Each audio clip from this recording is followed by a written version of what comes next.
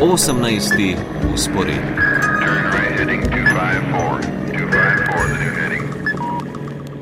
Ja, žal, realnost pač pogosto ni rožnata in zdaj le gremo na eno najbolj nevarnih območij ta hip na svetu. Poklicali smo našo dopisnico z Bližnjega vzhoda, Karmen Švegel. Karmen, lep pozdrav. Lep pozdrav. Karmen, od zadnjič, ko sva se slišala, se je pravzaprav osrednja pozornost svetovnih medijev osredotočila na medsebojno obstreljevanje Izraela, Libanona.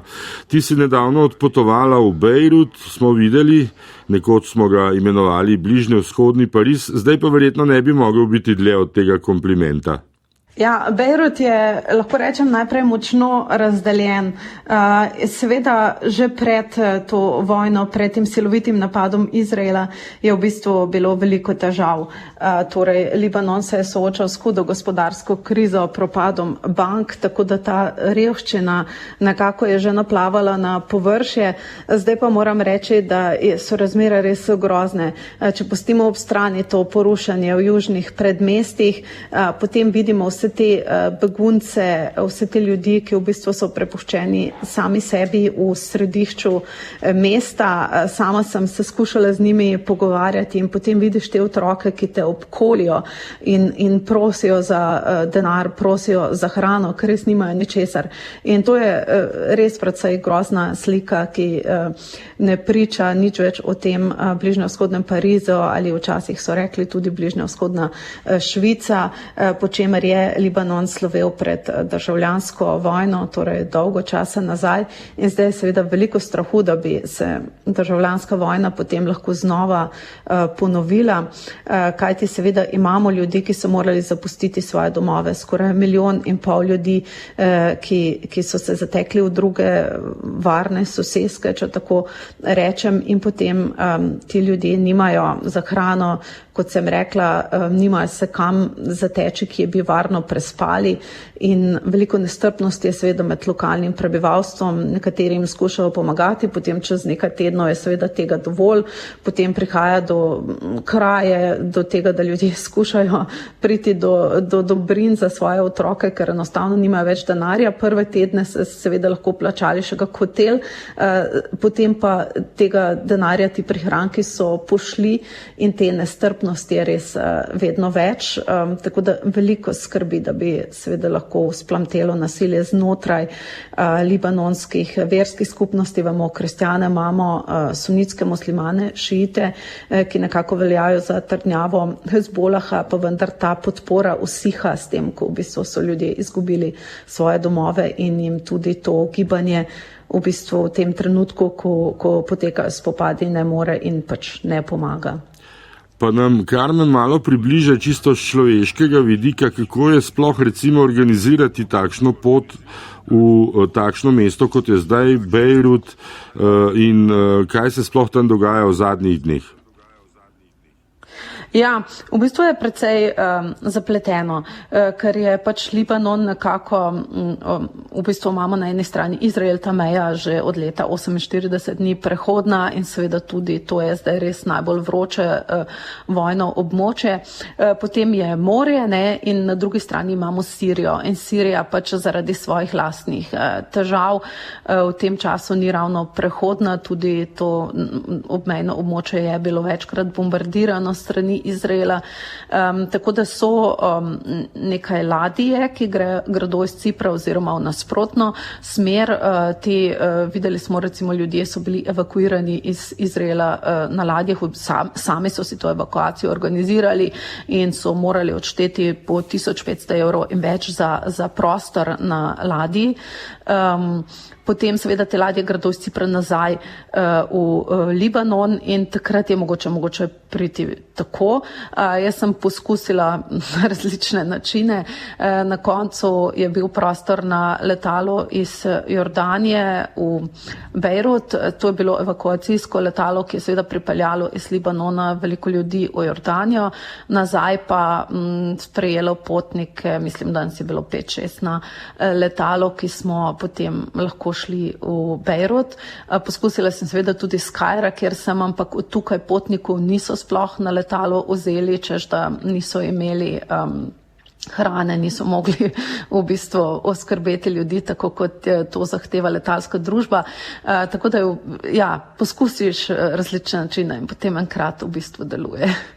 Je pa sam Bejrut po drugi strani zahteven, ker imamo potem te soseske, ki so ves čas tarče napadov in so izpraznjene in tudi zelo nestrpno gibanje Hezbolah, ki v vsakem prišleku vidi morebitnega vohuna, nekoga, ki morda Izraelu daje informacije in potem so novinarji bili v večjih primerih res tarče napadov.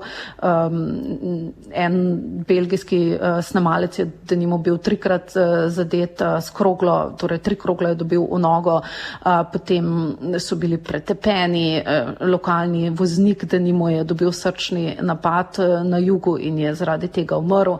Tako da je kar nekaj tragičnih zgodb in veliko te nestrpnosti, kot sem že prej omenila. Nihče več nikomor ne zaupa in novinarji so nekako tisti, ki jih ne poznajo in so potem pogosto tarče te negotovosti, nestrpnosti in nezaupanja, ko v bistvu so ljudi tudi po več ur zasliševali po kleteh, jih pri tem tudi mučili, lahko rečem. Tako da je z tega stališča mogoče celo to bolj nevarno, ker nekako izraelski napadi so predvidljivi še vedno v tem trenutku, torej kje ti napadi so. No to, kje pa te lahko kdo aretira in vsak drug se izdaja za policista. Vsak misli, da ima priložnost, da lahko koga zaslišuje, to je pa veliko bolj nepredvidljivo in morda tudi v tem trenutku bolj nevarno, večji izziv za tuje novinarje gotovo. No, če greva zdaj še malo bolj južno od Libanona, zdaj poslušamo v glavnem o severu Gaze, ki je menda še posebej nastradal v teh dneh, pa mi povej tudi ob tem, kaj si sploh Palestinci, no pa konec koncev tudi Izraelci, sploh obetajo od skorajšnjih ameriških volitev, bo v njihovih očeh sploh kakšna razlika, če zmaga Trump ali Harris? Mislim, da tukaj v regiji kar verjamejo, da je lahko razlika. Veliko ljudi misli, da če bo zmagala Kamala Harris, bo politiko do Izraela vendarle nekoliko zaostrila, bo imela manj potrpljenja z izraelskim premierjem Netanjahujem. Mislim, da se tudi on sam tega zaveda. Po drugi strani, če bi zmagal Trump, si tukaj obetajo, da nima Saudska Arabija in katere druge zalivske države nekoliko boljše odnose in te države seveda imajo tudi sodelovanje z Izraelom, predvsem, ko gre za varnost. In to sodelovanje na varnostnem področju med Saudsko Arabijo in Izraelom je posebni dogovor, ki si ga želijo. In tukaj bi lahko seveda Trump postavil na stranski tir znova Palestince in se bolj posvetil temu arabsko-izraelskemu zavezništvu, kjer je glavni nasprotnik v bistvu Iran in Palestinci so potem nekako žal kolateralna škoda. Ne mislim tukaj zdaj na to vojno, ampak nasploh na politično rešitev krize, s katero se potem nihče zares ne ukvarja, ker so nekako te večje strateške stvari v prvem planu in temu se je v svojem prejšnjem mandatu posvečal Trump in tega se Palestinci na nek način bojijo, da bodo znova pozabljeni kljub tej res hudi vojni in skoraj 45,000 žrtvam v Gazi, kar je nekaj, kar se ni nikoli prej v bistvu zgodilo. No, praviš pa, da se sproti pojavljajo nova vojaška, strateška zavezništva na bližnjevzhodnih bojiščih, ne? Ta so verjetno skovana tako znotraj arabskega sveta, kot tudi z Iranom, s Perzijci. No, morda se zdaj po nedavnem terorističnem napadu na tovarno brez pilotnikov, aktivno vključi tudi Turčija. Slišimo, da so že odgovorili z napadom na Kurde v Siriji, v Iraku. Mogoče premalo pozornosti smo temu posvečali ob seveda vseh drugih bojiščih v regiji. Turčija kar pogosto v bistvu napada kurdska območja, tako na severu Sirije kot v Iraku, pa tudi seveda na vzhodu Turčije. To je bilo znova zelo okrepljeno v zadnjih dneh po tem napadu. Turčija je zanimivo, seveda na eni strani članica NATO, Severnoatlantskega zavezništva, na drugi skuša nekako manevrirati v odnosih z Rusijo in na tretji strani te vojne brezpilotnike, ki so zelo spremenili bojišče v Ukrajini, torej to orožje dobavlja Ukrajini. Tako da tukaj Turčija je dober primer tega, da si lahko politični zaveznik z nekom, potem z nekom drugim si lahko vojaški zaveznik in potem imaš še vedno strateško zavezništvo z zvezo NATO, kjer je Turčija polnopravna članica.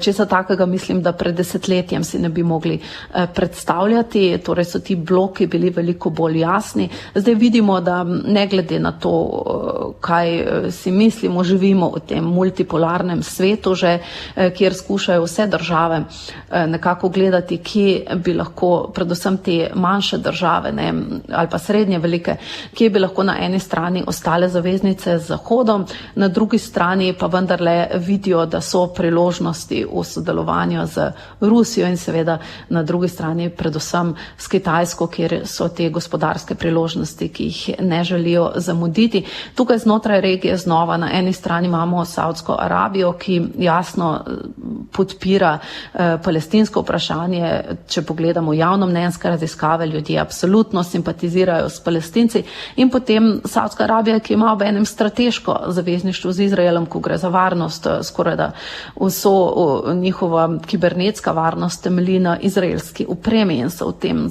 tudi precej odvisni, torej od judovske države, s katero nimajo niti uradno diplomatskih odnosov. Tako da vidimo, da so ta zavezništva lahko zelo priložnostna tudi, kjer kdo vidi, da lahko profitira, po domače rečeno je lahko to zavezništvo, potem pa je znova obenem lahko tudi prijatelj ali pa zaveznik sovražnikom tega prijatelja, s katerim sodeluje na nekem področju. In tukaj vidimo, kako v bistvu v praksi deluje ta nek novi svetovni red, ki se še vzpostavlja, ko ni več tega jasnega blokovskega delitve na vzhod, zahod, ne. In seveda, kako narašča vloga globalnega juga. Temu smo včasih rekli oportunizem, ne. No, ampak stalni poslušalci 18. sporednika se bodo spomnili, da smo že prejšnji teden z Vlasto Jeseničnik spregovorili tudi o 16. vrhu držav BRICS v Rusiji, v Kazanu, ne, kamor so zdaj, ko omenjaš Saudsko Arabijo, vključene že tudi arabske države, kot sta Združeni arabski emirati.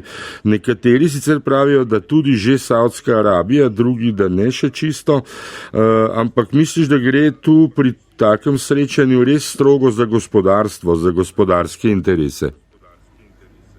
Ne, seveda, tukaj gre za neko strateško partnerstvo, kjer v bistvu skušajo države pokazati, da so lahko kot Saudska Arabija, ključna zaveznica še vedno ostajajo Združene države Amerike, ampak vidi, da ne more biti povsem odvisna samo torej od Washingtona, da mora vzpostaviti neko ravnovesje.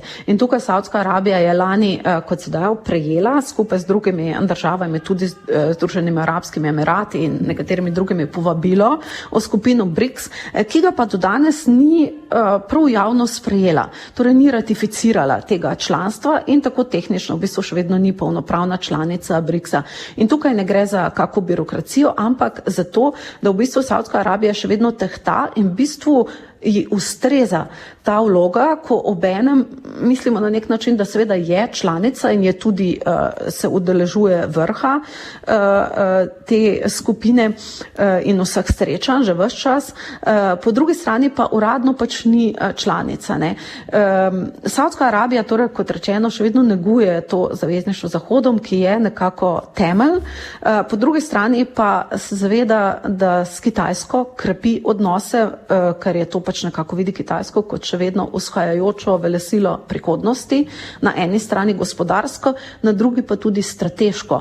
In vidimo, da Kitajska vlaga veliko denarja in energije, da bi si pridobila nekako te zalivske države s tem, da odkupuje nafto, s tem, da je v bistvu skuša prav neka manjša vojaška oporišča vzpostaviti, torej vojaško sodelovanje in v zameno za neka ta ta sodelovanja potem ponuja različne gospodarske prednosti tem državam. Po drugi strani pa se želi tako zagotoviti seveda tudi energijo dolgoročno, ne, to so naftno bogate države in tukaj ne glede na zeleni prehod bo Kitajska še dolgo odvisna od surove nafte, tako da različni interesi se prepletajo, kot sem že prej omenila, in tukaj je Savdska Arabija recimo zelo dober primer tega, ne, ko je Zahodom prijateljica s Kitajsko, z Rusijo, z arabske države in obenem neko tiho sodelovanje, zavezništvo z Izraelom. Samo še na kratko, Karmen, veš, kaj me je prešinilo? Če se spomnim, si bila še pred nekaj meseci precej bolj vzhodno kot zdaj, no in tam je bilo, če drugega ne, precej bolj mirno. Ali zdaj, ki pogrešaš Indijo, Tajsko, da ne rečem spokojne japonske vrtove, saj veš, Nihon Tejen, vrt z ribnikom, Čisen Šoju Tejen in podobne zadeve? Ja, zagotovo verjetno najbolj japonsko, ne, ta mir, ki ga tukaj res primankuje, takega stresnega življenja, kot je na Bližnjem vzhodu, zagotovo v Aziji ni, so drugačne globalne teme, jaz mislim, da izjemno pomembne in mi je v bistvu žal, da nisem več tam. Tukaj je veliko hitrejša dinamika dela, veliko bolj stresno in moram reči, da me z njim znova preganjajo te sanje, ne, teh ubogih otrok, ki v bistvu se vsako noč prebudim z občutkom, ko sanjaš, da v bistvu ti skušajo vse z tebe iztrgati, ker so tako lačni, tako brez vsega, ne, to se mi v Aziji gotovo ni dogajalo.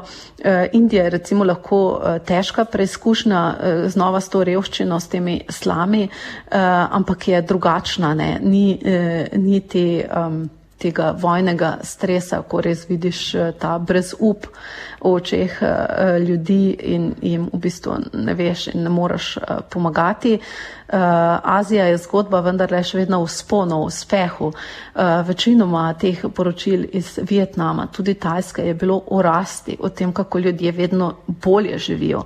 Tukaj sem jaz prišla na Bližnji vzhod leta 2000 in ljudje danes živijo slabše in v veliko bolj nevarnem svetu svoje otroke vzgajajo v svet, ki je slabši danes, kot je bil pred 2 desetletjema. In to je ta, ne vem, žalostna ali pa tragična zgodba Bližnjega vzhoda, zaradi česar sem si morda tudi želela v Azijo. Ampak ne, ja, v Bližnji vzhod lahko zapustiš Bližnji vzhod, ampak nikoli Bližnji vzhod tebe ne pusti oditi. No, to se je meni nekako zgodilo. Ja, tako da seveda, Azija je ta sen in ta zen mirne. Zen. Ja, najlepša hvala, Karmen Švegelj, da si bila z nami v 18. vzporedniku. Zdaj le bova rekla, ne, da upava, da bo tudi tu prav kmalu bolje. Živjo, Karmen. Hvala, lep pozdrav.